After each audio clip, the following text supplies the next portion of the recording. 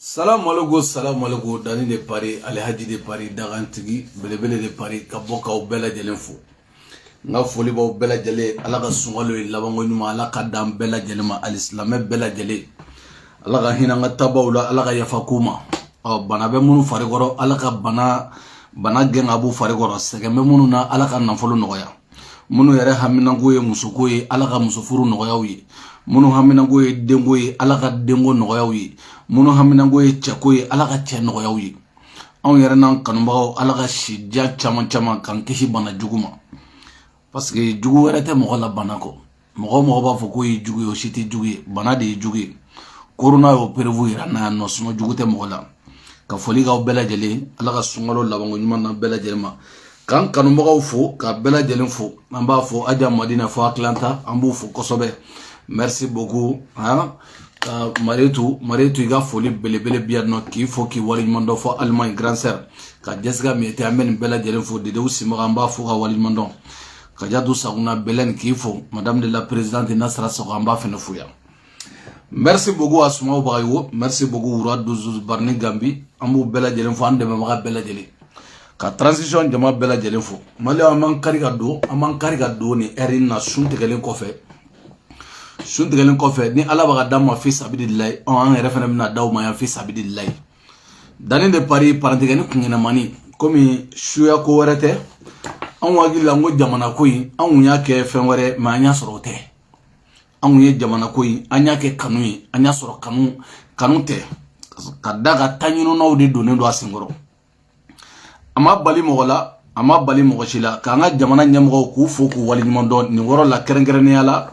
n'o ye anw yɛrɛ ka Modibo Kone Modibo ala ka Modibo ni maaw ka Modibo min sigilen tɛ an b'a fɛnɛ fo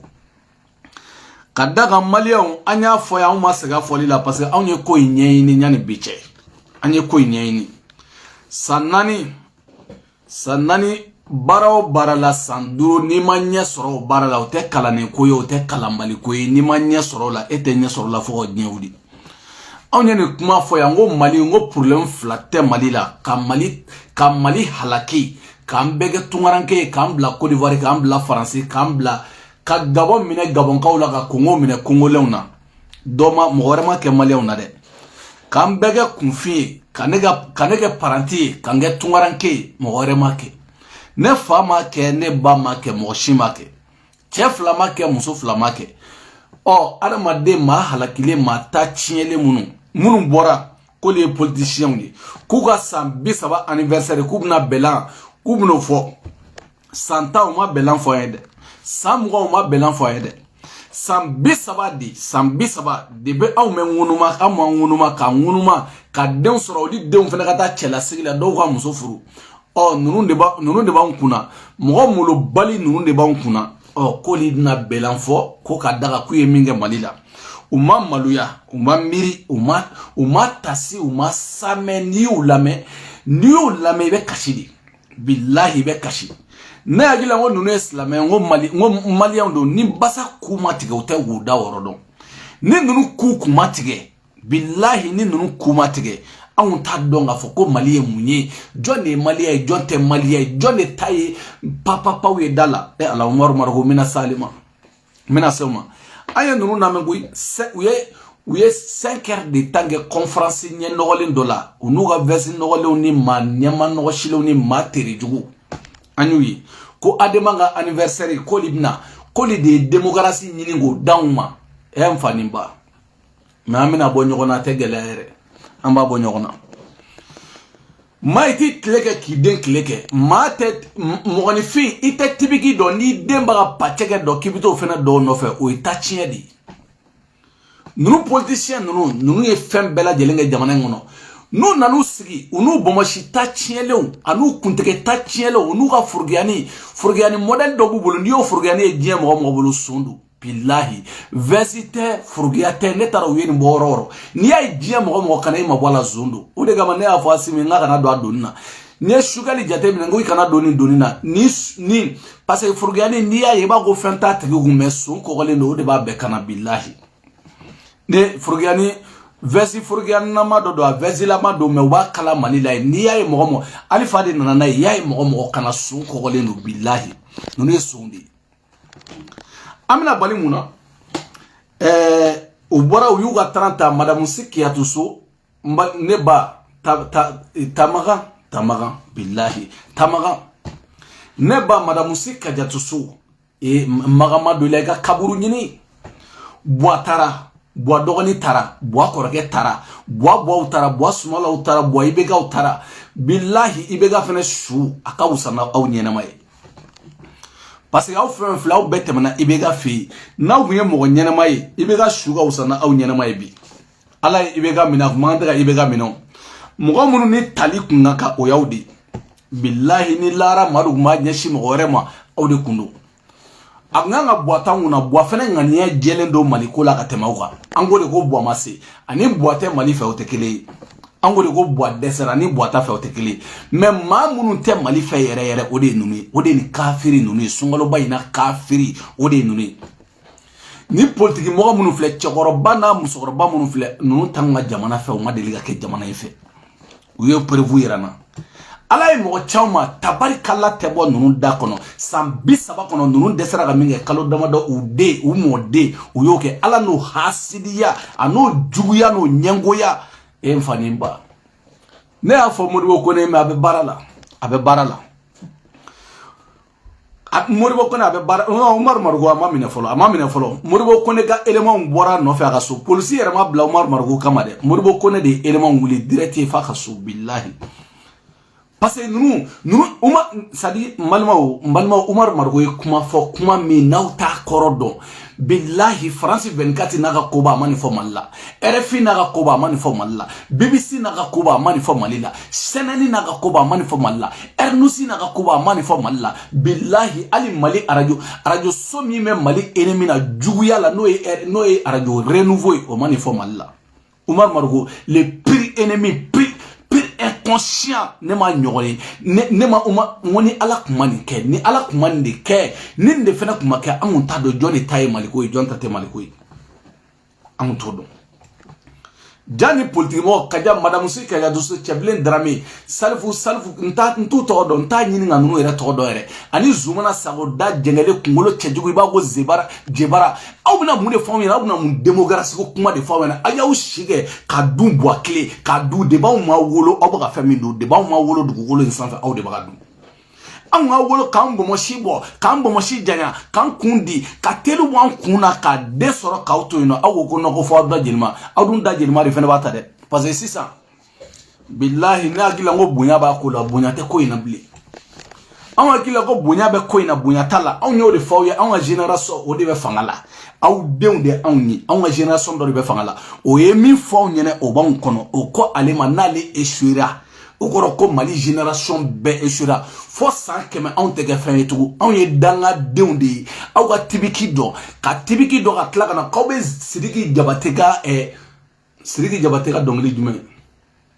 jarabi ko be sidiki jabatega jarabi fena do on no fe o tala on ye danga deundi ya aw ni chebe nyogona aw na génération ne be nyogona aw ni mali aw ni mote nyogona de aw na on de be nyogona nga génération aw na de be nyogona comme aw côté kaw de bina démocratie aw ka démocratie ta tienle démocratie aw ka démocratie mi wolola sayala aw ka démocratie mi wolola doni baliala aw ka démocratie mi wolola izinu détruire la mali kono aw ka démocratie mi wolola kunfin de la jamana ngono aw ka démocratie mi wolola zone de la jamana ngono aw ka démocratie mi wolola tungana nge charle la jie kono o de démocratie o de aw ka démocratie kaw de bina démocratie ala ma maluya boni ala be chokorobo tachie ku halaki ngube ni ko modeli duke ne ma fawye ube ni ko modeli ni ndeke an mbota do ka barika bani do fosisa anyo de do malien Umar Margo bina kuma mi fo malien de munu te mali ni te mana malien chamanga mu koma ya fo français la fait ka entendre débrouiller amande débrouiller mais ni kuma yi men jide be cinye ka faso kanu yere kama Umar Margo kuma yi ibe kashide ibe wallahi billahi ibe kashide ida bali be ba Malion anga Umar Margo la me folo ani Umar Margo go choko di kunu anga ni Umar Margo doni mais Umar Margo e kuma info Umar Margo billahi de ba ya fo do na fo biama shi akasu ama shega so inyemu lata abe fuwari kama chekoroba fuwari chekoroba barika baniu abe wodi nunu de anwa genetique chinye kadauma asimu nani bije san bisaba aradar kele au masego sanga jigi mali ngono ne agila nagu ya aradar kele sa alfa ka aradar kele sa ibega ka kele atro atite ka kele sa ibega ka kele sa oh ni fena nale o do o ka kele sa do fena ka kele sa mali raison betna aradar so avion nyena ma usoro mais aya utake ka ma ute voyager bli ko dia France kadiye Espagne kadiye iba keni na folo mu yo faso na folo de na we de na France ta wartu bolo bli parce que lu ba do mi me tien France ya o lu bo do me otisa na France u ba do tigi mi me tien Amerique u bo do otisa kana u bu waso an na folo de la aw ye zone ne ma wona o sarabe do ardi aw do jahannama kono ngaw ye jahannama kono mogodi billahi aliyawiye billahi jahannama maliki aliyawiye iba sadi iba bolo fimaye aw tinka parce que aw ye jahannama kono mogodi ni be kafiri ni aw do kada Umar Margo ka kuma nuga aw tela abetla ko sigia tegere fa Umar Margo ku aw ye kafiru di jamana ala de be mali fe ala ye mali sutra ka beni internet clé ka bela so jabawna antesna parce que ngode ganga jamana ama mo tofo ama mo shi ni ibia ni nyuma fanga jamana ma ya pas de problème mais ni ma nyuma fa aw on ta tie chomina ka fo ko way kabna on de no on tede on fa aw yan fa ta tie chomina ka tla ka mo jena te fa ka bon on na shi ka na de na on yereta o te danga de o te kede o te kan clela abo ke wasoro o te kan o be ka ngo te kan clela parce que on akila ngo horonya do mais on ma dongo ko yemulu balia de jamana ngono on akila ngo ko horonya pala nunu mugu yere faga doka boni papier clé ko asimu ko ita dorome kele nyagamita wode dusukashi ko asimu ko ita dia abaga voyage abaga tata auteke horonya doni dia mumato auteke horonya dugugolo sanfedi hali ka cheka ni au kana ka nyuma fasa mais vous fermez votre gueule samier aba fako démocratie abaga asimu doga chom na sugar be doga chom na jamana be doga chom na ni démocratie da ana fana bache démocratie de ni nyona be ke Côte d'Ivoire aw ye parti politique ma abaga système nge abatla o nyona be ko Côte d'Ivoire ou ko way ko ni sorasi ya bila otra ko ni sorasi bila ko ni dona sorasi la ko way kite démocratie kiga tenibla do wara do fini quoi hein kiga tenibla côté démocratie d'accord malanga Umar Margola mais abaw siga radio sola bo farakani muro balia kauna radio sola horon kolo ya kauna kaw sigi ga fengo ge jamana kono foi te boala ali be awbe mun démocratie no fait ali autant même pas longtemps aw flaga mike aw ni sans pereche amadou clela aw mbesi amadou atete clela tout pere aw besi atete clé temena tout pere aw mbesi oké mais otisi mais tchao te ka fada wi aka bonya baka o te fe ka o se état dollar o bena ta ko fana o ta tui barika mbola o tawla parce que aw kiligila boni belando aw sera ka minge jamana ngono o ma se ka fuyi ke jamana ngono abetla taw sigi mulo balia kan fodi la ko way ko sambisa wa on les démocrates che do yere be no billa cheferi la do mena aw jongana ngana Umar Margola mali ay Umar Margola kuma la mele sadi shiwara ni dimi sadi nta fogo fenwere de mais on ya sigi ni modibo kone kuma wuli ni kola ni modibo kone kuma wuli nan sadi ala jere même Umar Margo a yere nganie debi ala e chen da angange ka jugo ya dai kabi ala ya da nyengo do hasidi do angange ka ju iman na gashileni ima chorokole anyongona mo jugute ni ese soro wakati mina ani France be ñon fait ani France be ñon bolo ako Mali problème be France ako accord de France ko may ay aba fa ko may ko tebe au même moment anana ka accord de France kanga tritani France je Umar Margo kele nana ko ay ko non ko France ko te ko ni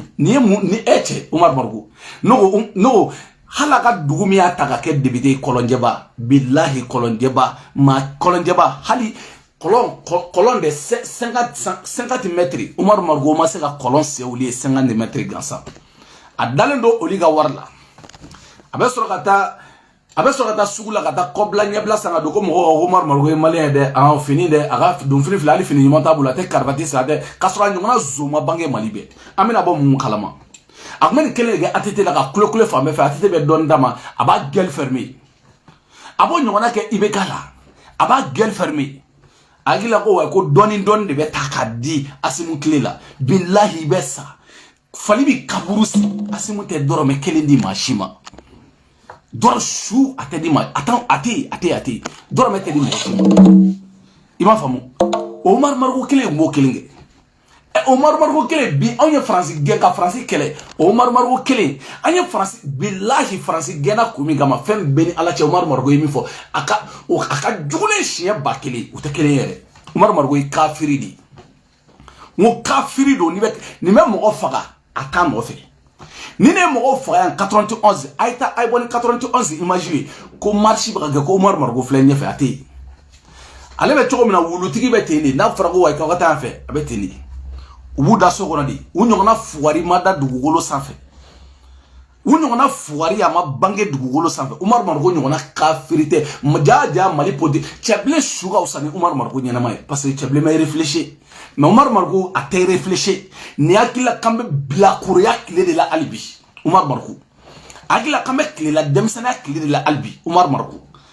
ni nyongona chekoro bashija mamulu bali ayang jala ay maliya jala ki chogom na ka femina maliya na billahi hali makorona ka ngane jugu aga ngane jugu denya o manifo iboro bela bubu yaga bubu e war shinga ti d'accord vara ay war dibema même Omar Margo o de boraya ame bo ko kalama watimna en fait Omar Margo de bina fo ko boko problème tala en fait Omar Margo de bina fo ko boko problème tala anga transition soutenir ni ko be chogom na nu tay mali koy Omar Margo tara bubuga na follow mini da bubuga na follow la sisa no kabna transition kele bubuga na follow de dilen do ama sisa kabna transition kele bubu Omar Margo nyona zote mali be billahi zondo anga lame anga Omar Margo lame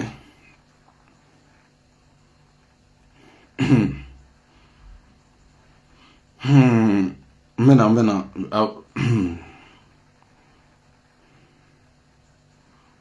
voilà, malheureusement, Omar Margo la main.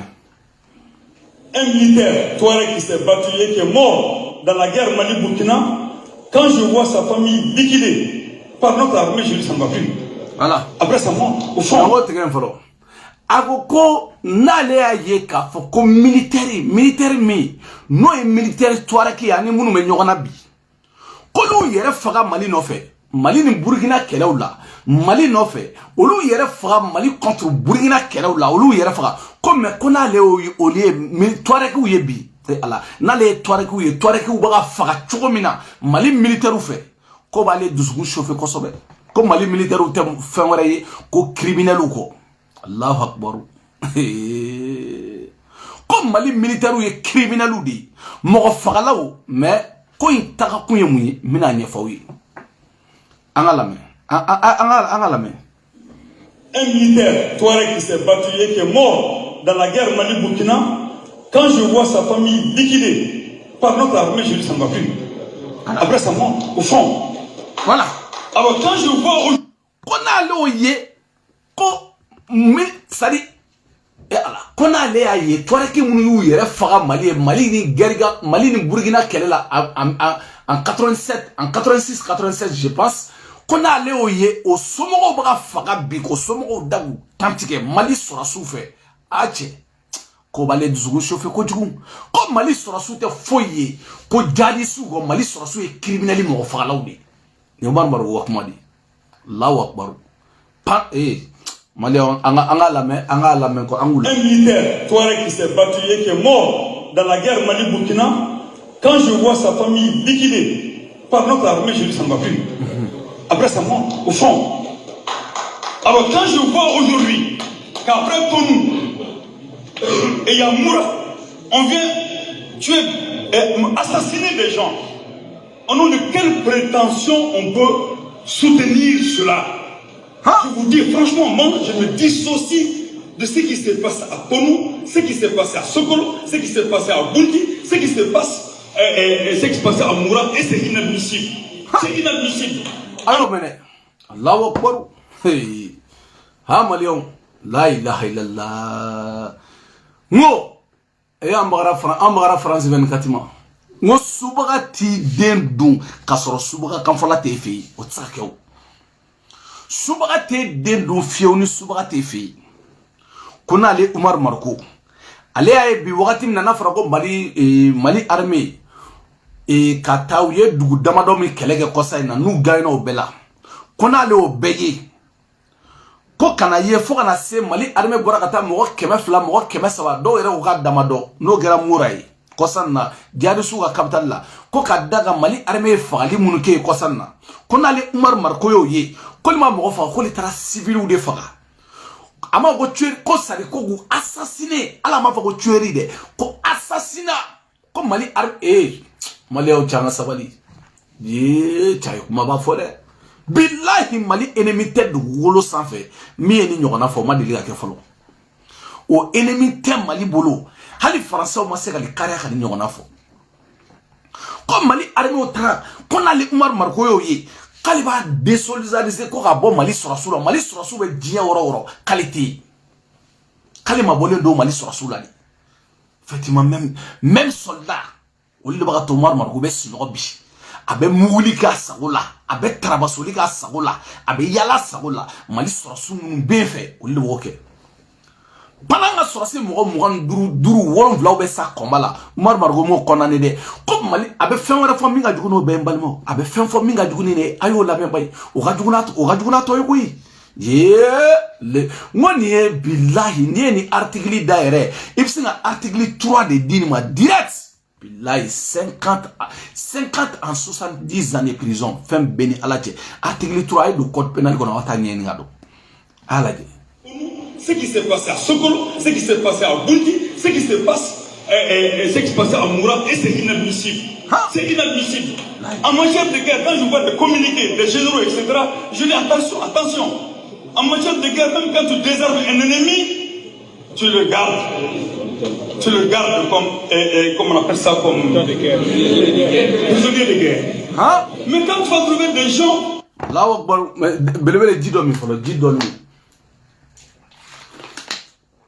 Mali est-ce qu'il y a une fois moi qu'on allait Mali généraux a vraiment fait comme Mali généraux kun salé Mali généraux kun salé généraux kalabanchu ne m'a fait Umar Marko de ba fata billahi comme Mali généraux dabaraba galotigelaw ali Mali généraux criminels comme Mali généraux criminels qu'on allait au liga n'allait Umar Marko au liga communiquer comme Mali surasu yere duralité koy ko duralité ka ali jihadistu ko ali ennemi ko ali jihadistu do terroristu do ko Mali surasu duralité ko faga ko Mali surasu ka ngo minedi ko ko bla worola o ka ngo minedi ko sari Mali surasu ka nga marfa bla ko li mine u tege de la ko bla worola ko garder ko Mali surasu manga te ka terroristu nu faga ko ni faga li manga Malion ibo kunwa est-ce que bo don tout près Mali surasu pendant 10 ans France kelen do ka terroriste dogauna mora jura Taiwan ani côté doina nta do no todo France kelen do ka terroriste dogauna au même moment France be terroriste no rodo mais avion tan ngolo amta combat ge chogumina on est avion sur ça donc jadi suga fa bayre antara ka tay attaquer amga dugu attaquer Mali sari nord la mo ba sino akadu ye chogumina sisa adama do ba sino akadu ye chogumina sisa au demi me France là Mouné Bnake, amena ta minissima la, ni minissima la, minissima, ni koko minissima, koko la France. Parce que bado, France de minissima ni moya la. France n'a mon fossa. Ko Mali sera sous boraka, minke, victoire minke, koni victoire, koni tsaka quoi. Ou bien faire monge. Anga fo, comme un dessin fin bella, politicien bariga bano agno li bla Mali nyamoro la ka dese. Ja Malien de wala ka barika do la de Mali chena muso a jeunesse a chokoroba muso koroba tungarange billahi ala ka barika do la na ga jamana kanui na aute ni Malien te alni asimu saraka sugali saraka colonel duru nusara ute bi soro ima e 2000 combien 2000 combien là non 2012 ou yewi ni deke aya là non ko o boyeti halanga ni akuma kono mais ni Malien te ni alni asimu nusara sangba soroti mais Malien de jolendo nunu ni politicien ni nyonche Malien de jolendo nunu nous ni diɲɛ ni ɲɔgɔn cɛ parce que n'i bɛ tagama ninnu kan k'i ka tagama maliyɛn bɛɛ kan maliyɛn ala k'aw sara billahi ala k'aw ye aw sara ala k'aw sara aw yɛrɛ i bɛna faamu cogo di Umar Mariko ko o wagati la o y'a sɔrɔ sisan MINUSMA o ko o bɛ fɛ k'a fɔ a bɛna MINUSMA ka système ye mun ye sa an k'a fɔ ko Mali sɔrɔsiw k'u ye génocide kɛ ko mɔgɔ fagalaw don criminels don an k'u bila ka taa Cour pénale internationale la donc n'o kɛra u jaabi tigɛ u bɛ siran maa minnu ko ten o taara olu man ka ministre la maliyɛnw terroriste kɛlɛ la nin y'an ka jamana kɔnɔ den jɔn de y'a fɔ kuma min bɔra Umar Mariko da ni ne y'a fɔ nulle part a tɛ taa diɲɛ fan si fo n'an yɛrɛ dama ni e y'a fɔ nulle part mais mɔgɔ min y'a fɔ jɔn don mɔgɔ min y'a fɔ mɔgɔ sugu jumɛn don o ye parti politique ɲɛmɔgɔ dɔ de ye hali parti politique ni mɔgɔ fila de b'a kɔ n'a ye kuma fɔ diɲɛ mɔgɔ b'o de ta o de kama Umar Mariko ka kuma in même a y'a fɔ yɔrɔ min na a ye nin discours kɛ a ye Faransi ambassade ka représentant même Mali la a y'o obligé o ka olu fana ka publication kɛ k'a fɔ olu ka publication kɛ k'a fɔ ko même Mali ɲɛmɔgɔw Mali parti politique Umar Mariko k'olu y'a confirmer k'a fɔ ko fɛn min kɛra ko saya de don ko génocide de don ko mɔgɔ fa ko assassinat de don ko criminel de don Faransi y'anw critique bi wa ambassade ka da ka u y'a ye jɔn na parce que u ye subagaw sɔrɔ an fɛ yen n'olu ye subagaw sɔrɔ an fɛ yen olu yɛrɛ bɛ o ye diyagoya de ye ne tɛ se ka te e ka so ne ka t'i ka so ka t'i ka duden dɔ minɛ k'a gosi k'a sɔrɔ n'i ka dukɔnɔla yɛrɛ cogoya dɔn o tɛ se ka kɛ o k'a sɔrɔ ka don f'i ka du kɔnɔ k'i ka duden gosi i ka da la mais ka taa gosi f'i ka du kɔnɔ o complice ne y'i ka sokɔnɔla kibaruya sɔrɔ i ka duden dɔ yɛrɛ fɛ Umar Mariko filɛ kafiri Umar Mariko filɛ Umar Mariko ko k'an ka sɔrɔ ngo ni sɔrɔsiw ye nin mɛn sɔrɔsiw dɔw kɛ u yɛrɛ panti ni mɔnɛ ma b'u la nin bɛ sɔrɔsiw démoraliser de pendant u b'u yɛrɛ faga maliyɛnw ye pendant sɔrɔsiw b'u yɛrɛ faga maliyɛnw ye au même moment o Mali minnu bɛ k'a fɔ k'u bɛ Mali ka ɲɛmɔgɔya ɲini sini olu b'o sɔrɔsiw la gosi k'o ta k'o d'u jugu ma nin kun ye mun ye a ye Umar Mariko lamɛn o kun ye Tuaregiw ka wuli même Umar Mariko olu b'a la bi ko Tuaregiw kana kɛlɛ dabila dɛ ko Tuaregiw billahi i bɛna ye même Umar Mariko ale de bɛ aw jɔ mɛ tila ka segin ka na même Umar Mariko ale de bɛ bolila jihadistes nɔfɛ a perewu tɛ ani jihadistes filɛ nin ye ani terroristes filɛ nin ye Umar Mariko i bɛna o ye fan jumɛn an kana Umar Mariko la toujours parce que c'est très important c'est très important an kana Umar Mariko la. Même quand tu désarmes un ennemi, voilà, tu le gardes. Voilà. Tu le gardes comme on appelle ça, comme prisonnier de guerre. Mais quand tu vas trouver des gens au menu et que tu les attaches, tu les fais asseoir, tu les exécutes, et en plus, ce n'est pas un pays étranger qui attaque ton pays, mais ce sont des enfants de ce pays. Sur la base de simples soupçons, tu les assassines. Moi, je pense que ça, on peut pas. Voilà. Ko jamana wɛrɛ tɛ ko Faransi tɛ dɛ ani Faransi tɛ ɲɔgɔn na dɛ ani Niger tɛ ɲɔgɔn na dɛ ani Amérique tɛ ɲɔgɔn na dɛ ka maliyɛn den damaw de bɛ ɲɔgɔn na ko ni Mali armée y'olu minɛ dɔrɔn ko ni bɛ sin k'olu faga u b'u faga cogo di ko ni bɛ sin k'olu terroriste a tɔgɔ o maliyɛn ɲɔgɔn faga ten ko ka sɔrɔ hali perewu tɛ Mali armée bolo Allahu Akbar ko Mali armée bɛ se ka ninnu faga ten ka sɔrɔ hali perewu tɛ Mali armée bolo i b'a dɔn c'est-à-dire i bɛ nin technique bɛɛ dɔn c'est pas la peine non c'est pas la peine non c'est pas la peine Malien c'est pas la peine koyi la ilaha illallah kabi Ala ye diɲɛ dan non c'est jamana ITC c'est pas la peine ko Mali armée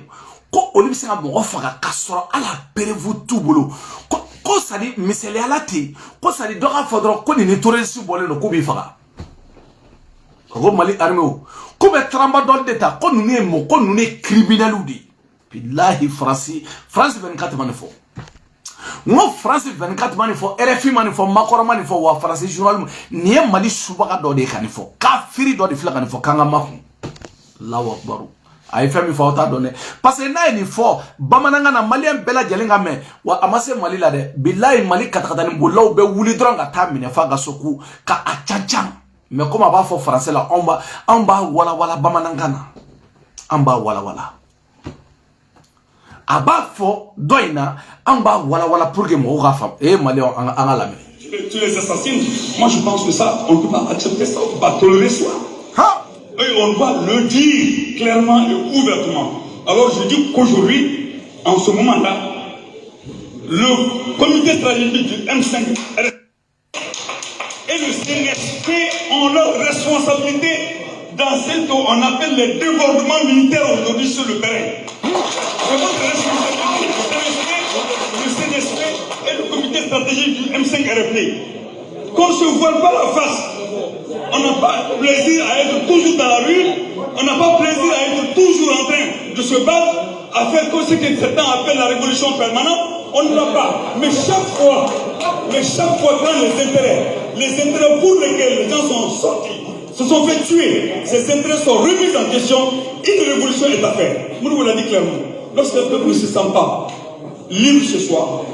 quand un peuple ne se sent pas maître de son destin, une révolution est à faire. Et à présent, on n'est pas sorti de l'Orient. Ce n'est pas des métiers de guerre. Nous avons besoin aujourd'hui, nous avons envie aujourd'hui de nous asseoir tranquille, de travailler tranquille. On a besoin de ça.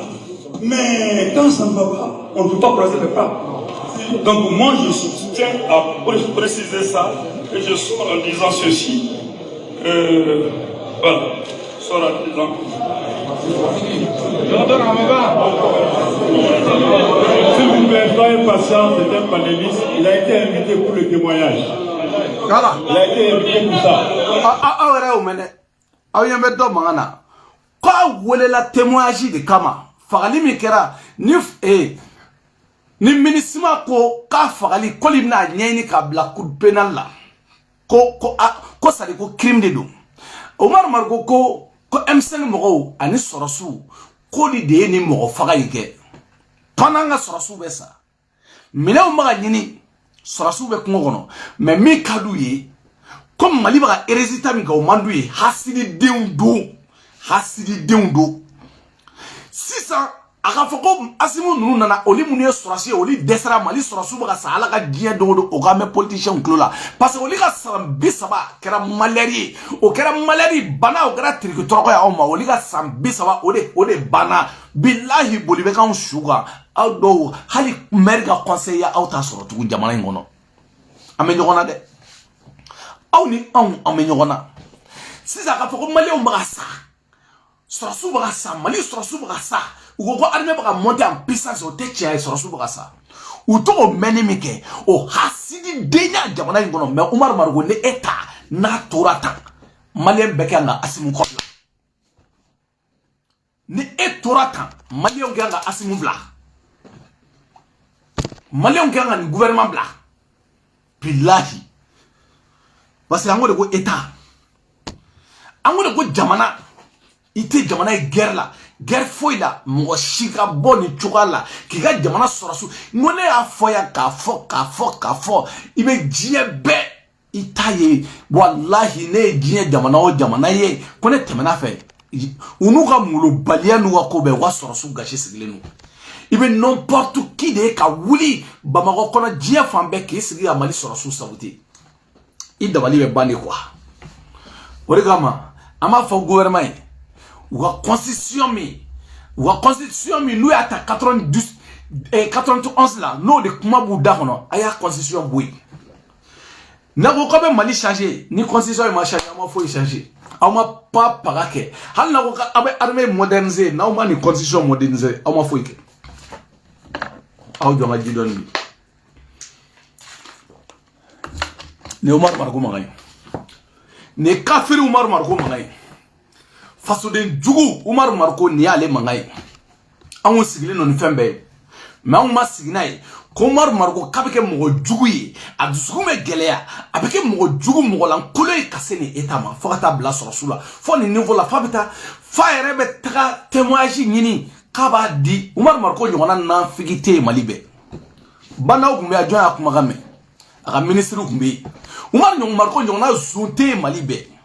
ma Omar Margo en 91 aka barakira muni ambena nae Marico. Le diffamateur, le menteur, l'égoïste, le manipulateur, l'escroc, le plus grand malheureux de la politique malienne. Partout où Mar Marico est rentré, il n'a eu que des tueries, de l'impolitesse, de la délinquance. Qui a permis la mort de l'étudiante en 2012 et de l'étudiant nommé Major? En mars 1991, qui a envoyé les étudiants à l'abattoir? Qui a créé des problèmes au Mali? Savez-vous pourquoi Oumar Marico n'avancera jamais? Eh bien parce qu'il est impoli en politique. Il dit qu'il n'y a aucune coopération entre le Mali et la Russie. Posez-lui la question sans coopération. Comment les hélicoptères et le radar 59N6 TE ont pu rentrer au Mali avec des Russes pour accompagner Oumar Marico, coopération te Mali ni Russie abodo. Alors que Mali jamana bora ka fo. Comme Mali ni Russie coopération ne be. Pays à pays, ko Wagner t'en fait. Oumar Marico be faka yira ministre la. Abe faka yira France la. Quoi ide comme nous m'en fait ko bandi mo faka lawdu. Al no so oli tede. Pour Oumar Marico nous sera ka mo manipuler chomina ka Musa kele. Ala ka Musa ni maw ka Musa ko kele. E ma ya usaka Musa to nyuma fo. Nous ko kubo to nyuma fo. O de la mo ba fo ko akodon aw bagarama tellement kafiru do. Tu sais. Et mou halaki chogo e wa billahi wa halaki chogo laje. Ni ouye tellement nous desera ali balogo nyuma na o te soro soro te chie soro te foi soro u balo kera bi wa konon do be go kai. U balo kera kai de bi. Tellement o te balo nyuma soro nu mina kai do ba go e fama dumuni ka soro fantande dumuni flate te mo kwa u balo kera kai de billahi comme o daka no. E mu nyama no shile nyonka. Cenganu ka ala nyini u ne mun ya ke ala lara madugo be mine kelenkele ala bo be mine kelenkele ni kafiri nunu de be kla kana toujours ku fuka jamana yi noni abo noni na we danga deunde ya ko fuka jamana yi sigasi sabara ko abo kawo na we danga deunde ya ama mulo balia dia faransila o ma dia sedawla ani on ni nyonga cha mo diawla we danga deunde ya sedaw na ka sedaw ya o ma se ka a diawla ama dia la France la France de Macron, on m'a dit là, on m'a dit Côte d'Ivoire là, Côte d'Ivoire Alassane, on m'a dit Burkina président Bora m'a dit Diamola, on m'a dit là, vous êtes qui? Aouye Moumoussoui, Kay Nimina, Aouye Moumoussoui, Bassa Soro Nimina, Aouye Moumoussoui, politique qu'on a, Haloutou façon fait. On m'a dit comme nous jouons sans bis à la politique, Kakerami, Alaouma Malua Horon Colon, Aouye Horon Colon dit, Billahi Horon Colon, Halaouma Segabo. Aw nga anniversaire ge ango ke anniversaire bay ngo démocratie nana malani ya sam bisa e akera ta me aw ye zone traite aw ye traite udi robet la na jo nani manam sikka jadu so il flaw ma misiri ko la nyini kata ala wole ebna mu ne fawni politique la chaplin drame aw na mu ne fawni jamana ko la après malien jafalen ko san chama malien nga bien donné ko san chama aw na mu ne fawni arme fagale ko san chama aw na mune fawni aw yangu danga dewni aw on de façon ina bon ngo beni clé do aw clé de bana aw clé bana de wamba do awda président ngata nay iniga gouvernement ngata nay malion Oumar Marico côté aka kuma do la akote ko inte France ko mi ayere de koy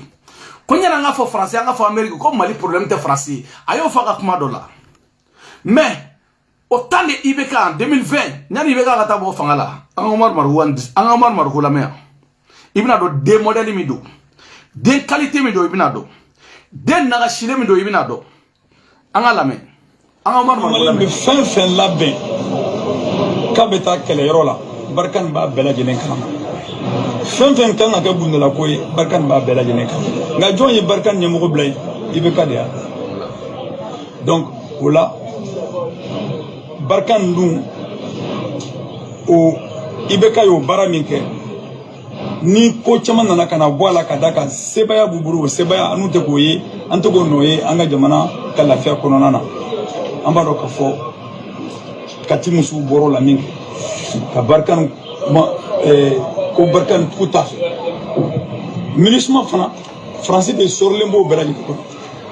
oh malien chama wulila Salif Keita kelen dew Malion chama wula ka fo français de dum wa Malion te fili la koy a bɛ se ka fɛsɛfɛsɛ de k'a fɔ Faransi ɲɛmɔgɔw don Faransi ɲɛmɔgɔw de don Faransi ɲɛmɔgɔw olu n'an ka jamana ɲɛmɔgɔw de y'u bolo di ɲɔgɔn ma k'an ka jamana kɛ sugufɛ k'a di Faransi ma o kɛlɛ an b'o de kɔnɔna na o tuma n'an b'a dɔn kɛlɛ min si don an b'a dɔn k'a fɔ Kati musow welela min kɛra wulili min kɛra ani kulu caman bɛ Mali kɔnɔ Bamako kɔnɔ yan bi na minnu wulila fana k'a fɔ ko Faransi don ko IBK don minnu b'a fɔ Faransi don IBK don an kulo b'olu la mais minnu ko ko ayi IBK kelen nɔ don an kulo t'olu la ka d'a kan minnu b'a fɔ ko Faransi ni IBK don kɔni olu y'a ye ka ɲɛ nka IBK fana de ye sebaya sɔrɔ ka barika nin bila nin yɔrɔ la o ye IBK ka y'o kɛ a ka fanga kama ani a ka siniɲɛsigi kama n'a ye fanga bila mais ale kelen m'o fana baara kɛ o baara fana nɔgɔyara ale bolo ni mun ye Faransi nana Mali kɔnɔ ka na accord de défense dɔ bɔ min bɛ se k'a to armée française min ka di a b'a kɛ jamana kɔnɔna na o accord de défense in signana Mali ɲɛmɔgɔw fɛ a baara daminɛ ni jɔngun ye IBK nana i bolonɔ don a la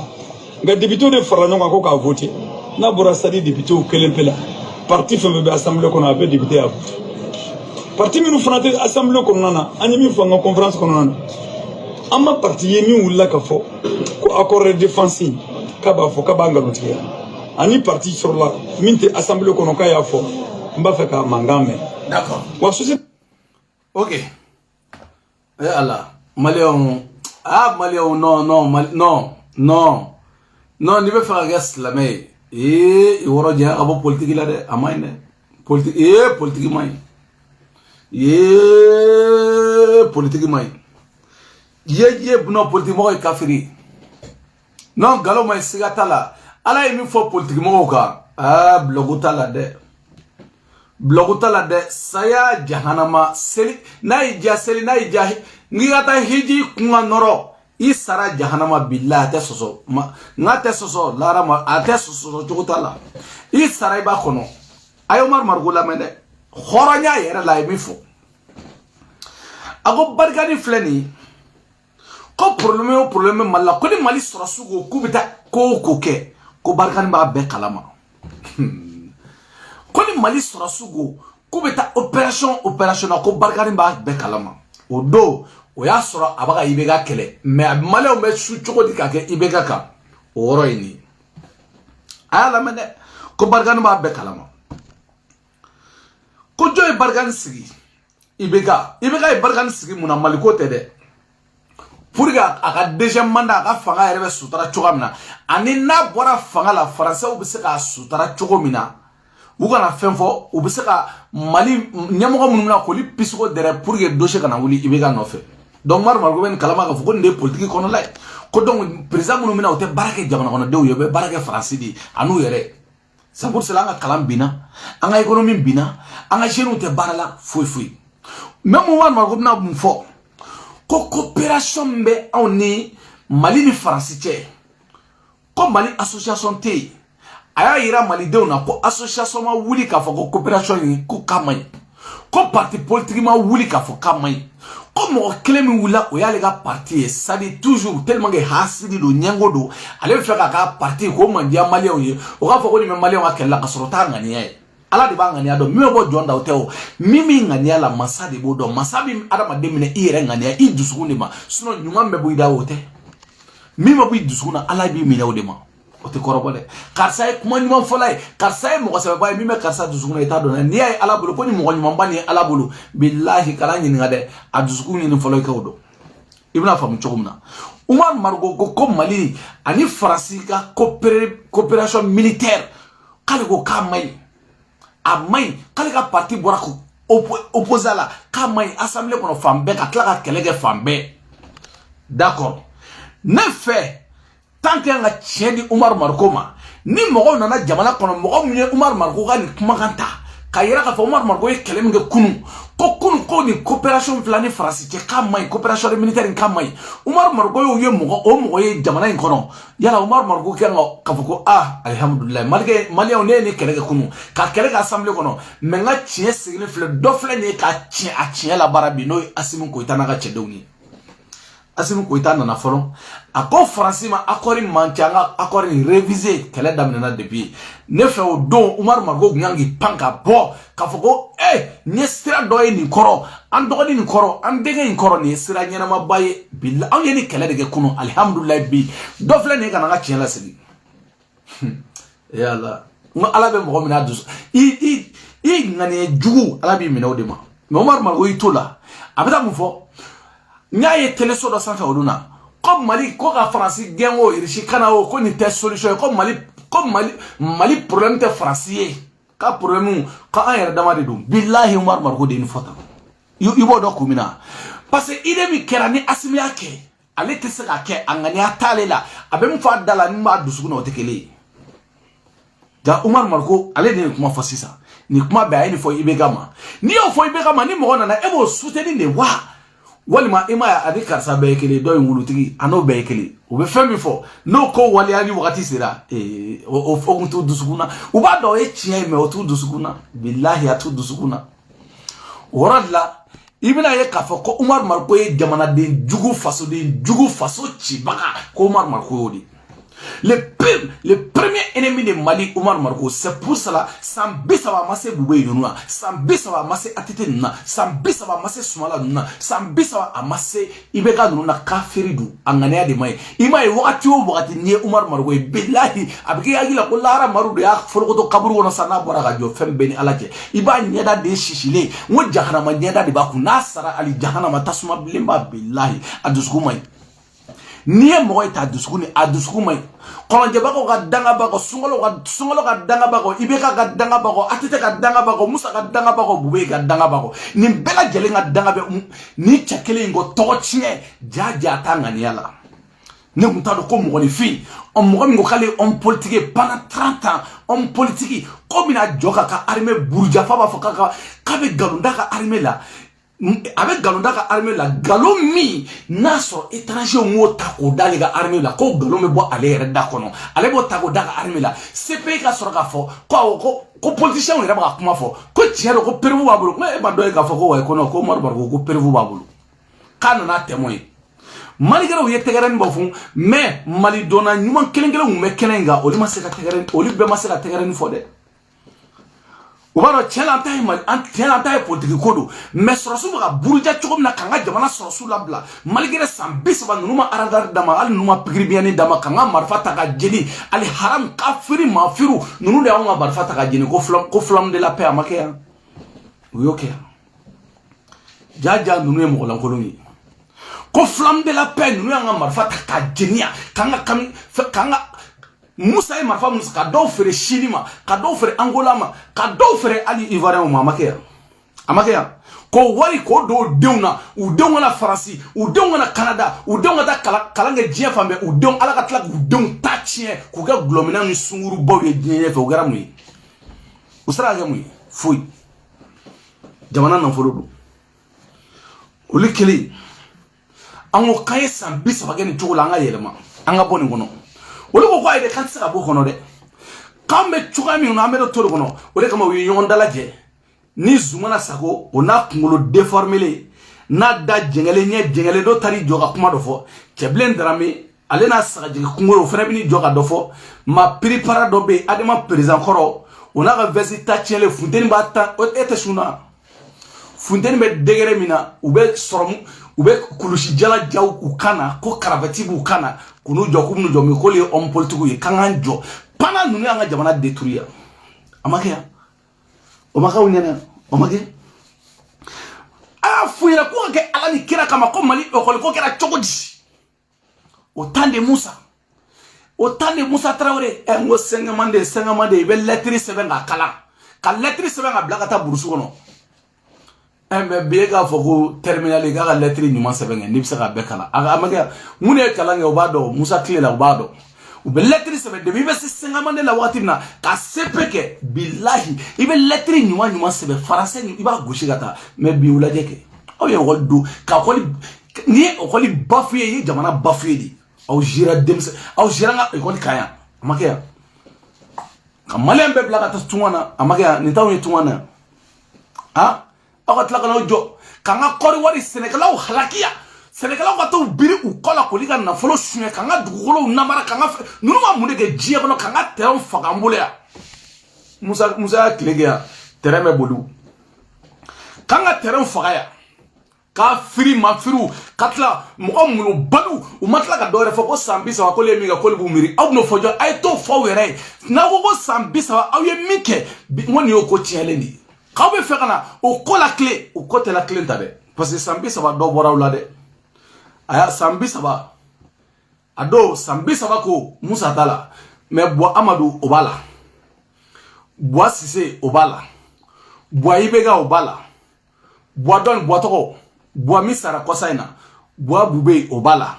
bo Modibo Misa Premier Ministre ko Obala ayo to mo duru ayo ni shula wuli kana anga soranga nyefo mais auta to bo Tale ka be galonda o bo la ya ka were na were jeya on bule ya Oli lila haraka ba nyerebo au na undi fene ba nyerebo ya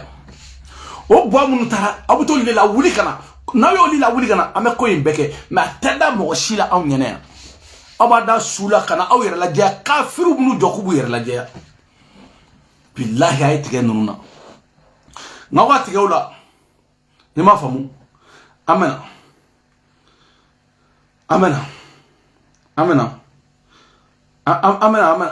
amenu la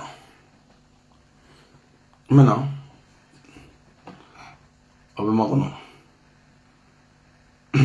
téléphone baga. Amen.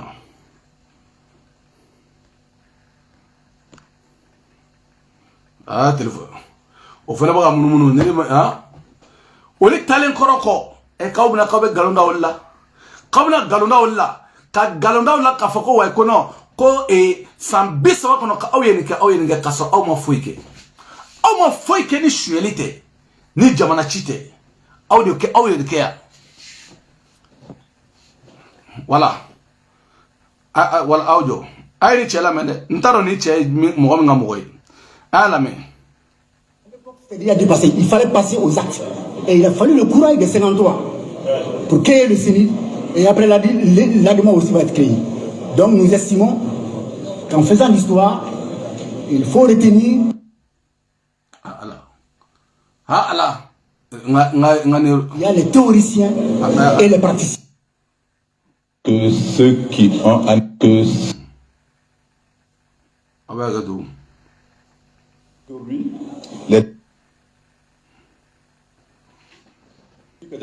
administrateur des entreprises, Moroukan Sissé, professeur lycée Sankoré, Abidou Doukouré, professeur NSUP, Ibrahima Ndiaye, vice-président du DIMAV, Seydou Moustapha Keita, ingénieur d'aviation, Cheikh Mouktari Diara, journaliste, Alpha Omar Konaré, professeur, Issa Ndiaye, professeur de philo, Mamouna Traoré, professeur ENI, Mahamadou Yakouba Maïga, père son âme, administrateur civil, Madame Adamba Konaré, professeur à l'NSUP, Madame Diakité Sanaba Sissoko, père son âme, chimiste, et enfin, Ablaï Bari, chercheur à l'Institut des sciences humaines, père son âme. Donc, ce comité a été mis en place parce que la lettre ouverte est l'œuvre du FNDP, le Front National Démocratique et Populaire, qui a été mise en place en 1986 à Dakar par deux délégations qui ont quitté Bamako, la délégation du PMT et la délégation du PMRD. Mais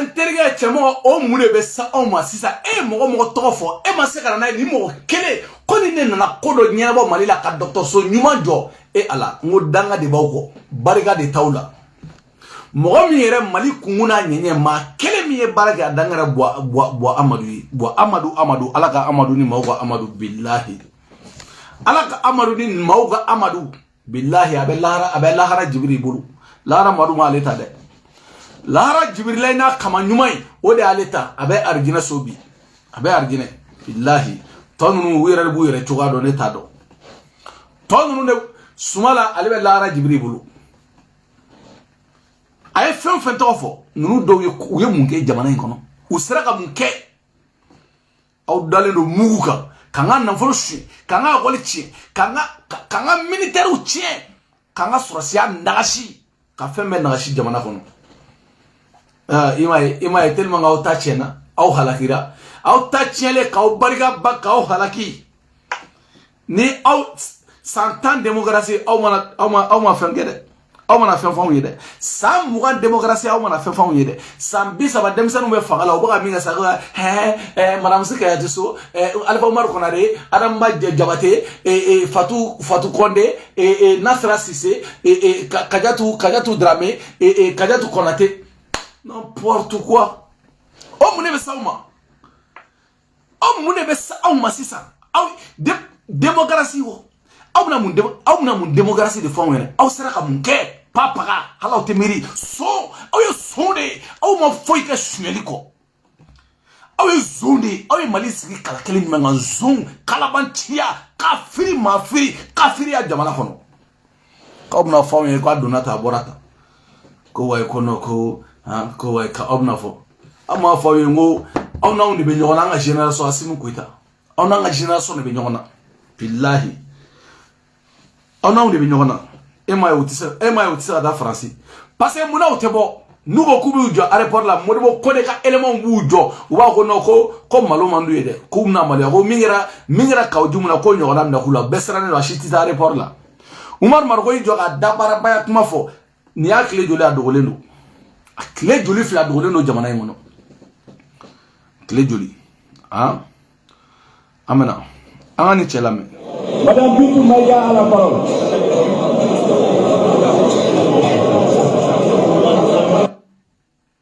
Mago tɛ non mago bɛ cɛ in de la. Le retrait ces objectifs aujourd'hui démocratique qui a été fait. Merci beaucoup, professeur. Ouais, merci. Excusez-moi, chers camarades, mais voilà. Le message aujourd'hui qui est véhiculé. C'est pas la peine. Malion, nous, Amadou Koïta Maïga, et sans perdre nous génération. Et faire un petit blanc nous fait malgré y galoutigla yo ou va y mo fait moi y galoutigla y mo fait moi nous blanc nous no fait mo ba ken nous fait nous de madame Sikayate So 91 mo ni nous ne jamana halaki nous ne jamana halaki awagila 92 aw me da barabaya ni manana ko mo bawla bleni asimu na le ka o chaka o black refe wa we sa kerefe ta ni mo kele de tarafa seda o ye ko ka Mali suspendé et vous êtes combien de personnes au Mali aw te foibo mo shi mo tawla nous ne taw jo seda o ma ay Mali kata mais Mali e mi ke seda o la ani Mali e mi ka o parti politique la Malien dew ye mi ka o la fo ka diewle ala kan ki asimu tale ko fa te fe ka coup d'état wéré mais awe fa ma coup d'état ma de parce que ni président na bi clé de parce que ba do seda o tam baba nous on s'en bat les couilles de seda o sans pere nga jigi seda o munu ma ko na sa ngo juwo ka tanu ya fo ite sawma Autara CEDEAO, Kauda Union Africaine Kofe, Kauda Djebe Kofe, mais ala ke politique mo nyena mo. Ou kungolo kay tel ke shukel, ou kungolo kay asimo hakili sigile. Mo ala, ma ministre de la défense mangame. Ko djem mo chité ale mo be jominga mo mina aide la blé, o mo té. Aura parti politique o de mata kashigo ko français kana. Chebemi, chetosa. Servetitri atro servetit jonguna makashigo français kana wakati la nume transition pourquoi jonguna masaka marfasa mais ngodo reflet transition ka marfasa nga daka jamana ona duma jonguna muso kalo damara jonguna muso milliard jol duma la e asimu muso ko ay ko ali million kele ka odu e oyi nous te foiro wat wala je chemo be min voilà, ni non, ni vous êtes responsable. Et ceux qui ont accompagné le push, vous êtes responsable de la dégringolade démocratique que nous voulons. Et face à l'histoire, nous avons dit oui, vous avez fait le 26 mars, mais vous avez fait le 21 mars, vous avez fait le 18 août, vous avez fait le 24 mai. Face à l'histoire, vous aurez été responsable de couper l'arbre. Vous aurez coupé l'arbre que vous avez laissé planter. Je vous remercie. Aujourd'hui non chambora kuma la sani jo ni fena jandi akoko mo muni ko malien ko awde responsable de ko aw mo muni sorso an combat no ni fena jandi oh Djigiba Keita Djigiba Keita ni ne arasa fakura ni nya famu o ba fo de Djigiba Keita arasa fakura do ni arasa ni ga levier ni quoi nya famu ya c'est ça on est Djigiba Donc how ma jigiba yera kungolo ide aw jode ngabla oron nata a jigiba imamindi esa abna yere mfanimba esa de chamo aw jodane jigiba diplomatique jigiba yi ko jigiba ke vraiment ya famu Continue.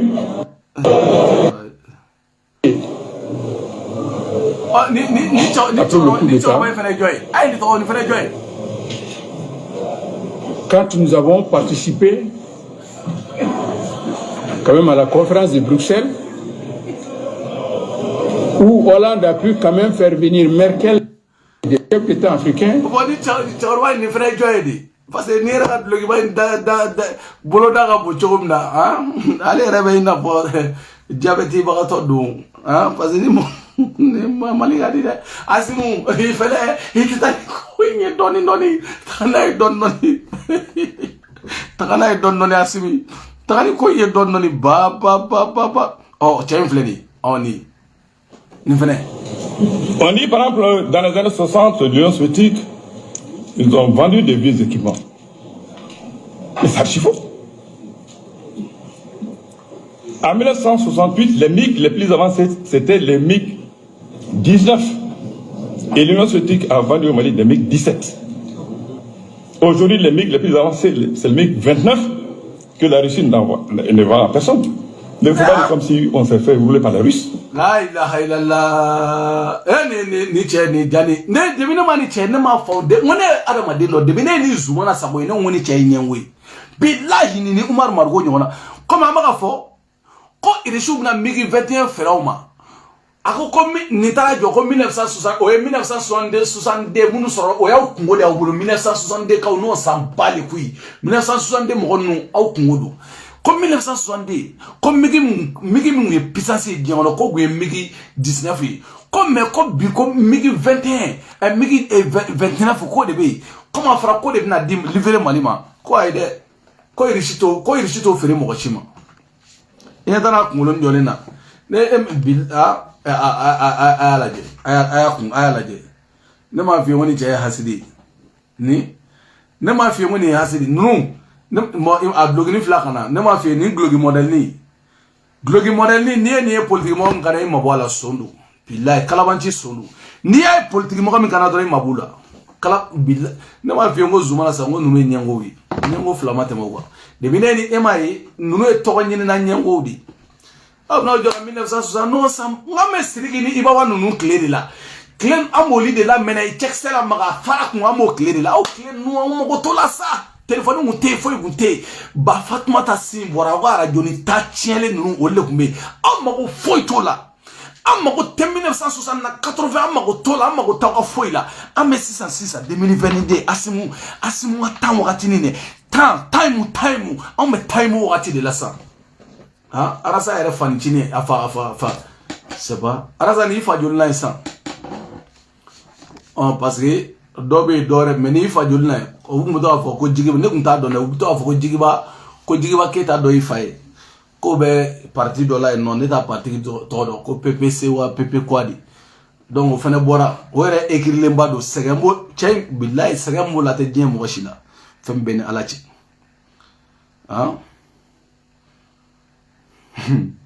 wa ko mo korobanu do ne abe korolinu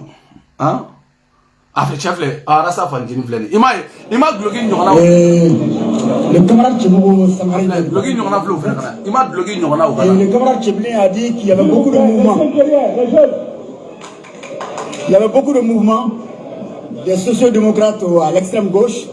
Et bien moi j'étais d'une tendance qui a estimé que en réalité la lettre ouverte, sans dire que c'était une supplique,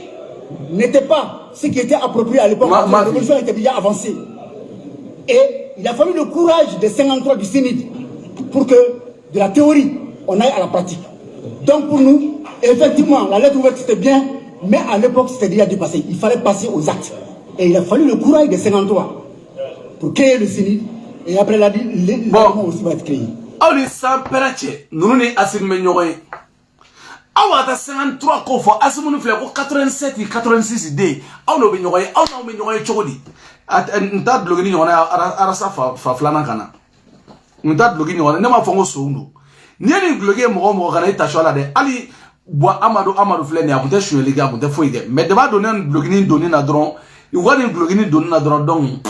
ko ma tia bolo ore coach ne ma fi blogini mfle ne ma fi ni u kana bon ni u kana wakati so ani sege ne ma fi arasa fa flana ta fleni billahi mali on maubla video ina so sungolo sala mawuli amesedi dado sisa amesedi dado ka asimi ka do oge jamana ka do oge tungarange wi ka do oga yere amesedi dado sa fo ka go suguru dum wati sira amuna amesedi dado ka kolashi sama urudi mamulo ka urudi doro ala ka demeke ka daga ni wakati la ame sungolo bele ka malien bela jelen wuli kera chewa kera musoyi nimi sego wari dorome nimi sego kera malboro kelenye o fantaw fene bambulu ka di fantaw mani sungolo bayna mami sego kera malboro kele wo dawma ina fa sanwo samba ke chogum na carrefour de jinna ambo labewna mo mi sego kera nafule ka malusa mo mi sego kera malboro kele o be welele nunde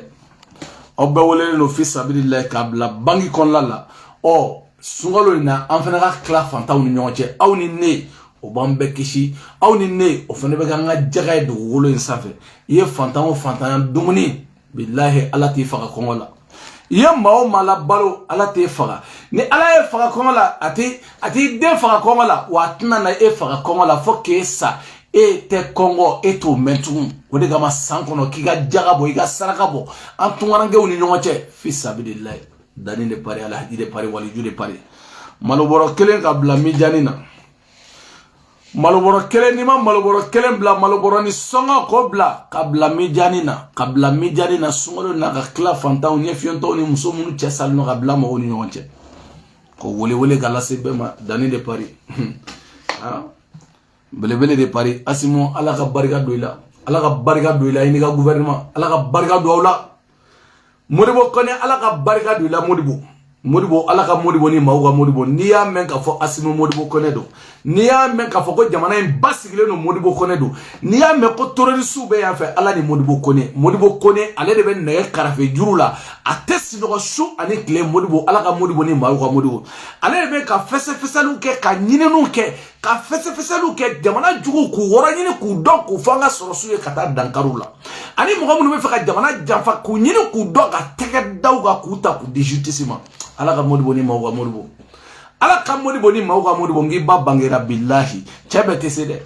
les services de renseignement Modibo kone aye chechama baliga sinogo les services de renseignement Modibo kone aye muso chaman dem baliga sinogo malikono bi billahi ale de ba sigile to ngo Modibo kone de ba atani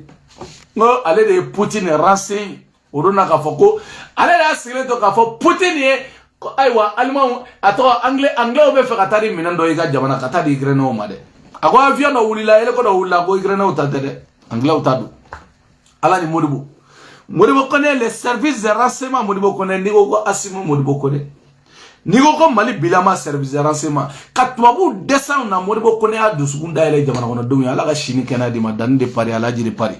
ka obela jele fo ka obela jele wala mando madame de la présidente de Nasra Sakho Asuma Bagayogo Fatou Zara jele sogodo ka fo ka wala mando merci beaucoup tout sidiwe ala ka chuni mawga chuki fo ka wala mando Jessica Bieti aywa obela jele grand sœur sal aw ba foli ga foli assistant sal ka fo ka wala mando ok mana fe groupe naw aywa ay maloboro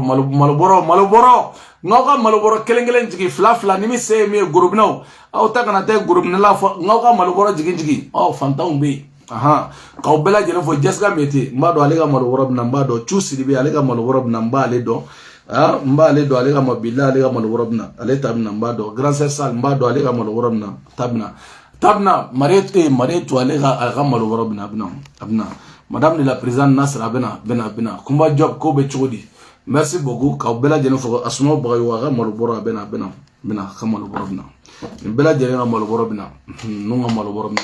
merci beaucoup Barnin Gambi wura 12 ki aw bela jele fo ka obela jele wala mando ka obela jele fo ka muso belebele muso munu chestle no jamana ngono muso belebele kufo o gara jeluye sawo o gara horonye sawo kufo anuga muso do be ko bachulu ka fo ko li fo o munu be domba o ke jamana ngono o munu be nye fantawma jamana parce que adamaden dɔw ye hasididenw de ye dugukolo sanfɛ parce que n'u ye mɔgɔw ye ɲuman na f'u ka taa galondugu dɔ ta k'o da dɔw la parce que ɲɛmɛ bi mɔgɔw la tɛ ɲumankɛla fɛ dɛ billahi n'i ye konin dɔ kɛ dɔrɔn n'u m'a fɔ k'i donna ta u bɛ don k'u b'i ka ko ɲɛ mɔgɔ dun tɛ don ka ne ka ko ɲɛɲini yan n ko ne ka ko tɛ ɲɛɲini mɔgɔ fɛ yan i y'a ɲɛɲini i bolo b'a jɛ parce que mɔgɔ yɛrɛ tɛ ne dɔ yɛrɛ ne ka ko tɛ ɲɛɲini mɔgɔ tɛ ne dɔ yɛrɛ tu vois non i bɛ ne dɔ yan nin mɛ mɔgɔ tɛ ne dɔ yɛrɛ k'aw bɛɛ lajɛlen fo k'aw bɛɛ lajɛlen waleɲuman dɔn ala ka maa ni maaw ka maa ye fo Amérique merci beaucoup omsu i ni furumuso o kumana fɛ omsu sunkalo sera i ka malobɔrɔ i ni lagare ka malobɔrɔ i ni lagare ka malobɔrɔ ni malobɔrɔ jiginna diɲɛ b'a ye n'a ma jigin fɛnɛ diɲɛ b'a mɛn dɛ grand sœur Marietou ale ta o tɛ problème ye hali ni y'o fɔ hali ni ma ale wele ale ka malobɔrɔ bɛna o dɔnnen don billahi Marietou hali ma ale ka malobɔrɔ bɛna Isane Kanté ale ta bɛna Musa Sissoko ale ta bɛna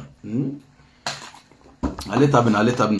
dani de pari alaji de pari waliju de pari dagantigi de pari belebele de pari